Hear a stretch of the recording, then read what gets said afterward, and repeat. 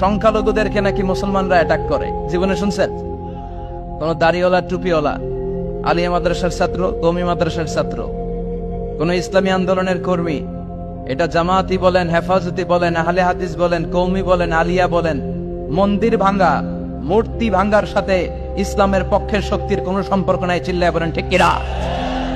ইসলামের পক্ষের শক্তি মন্দির পাহারা দেয়। তারা সাম্প্রদায়িক সম্প্রীতিতে বিশ্বাসী, কোন দাঙ্গা হাঙ্গামা সন্ত্রাসবাদে ইসলাম বিশ্বাস করে না। চিল্লায় বলেন ঠিক কিনা? শেষ পর্যন্ত সে বাংলাদেশে থাকতে পারে নাই। ওরে যখন ইন্ডিয়াতে লুকিয়ে নেওয়া হয়, ওর গায়ে বোরকা পরিয়ে নেওয়া লেগেছিল। চিল্লায় বলেন ঠিক কিনা? আমরা এদের হেদায়েতের দোয়া করি।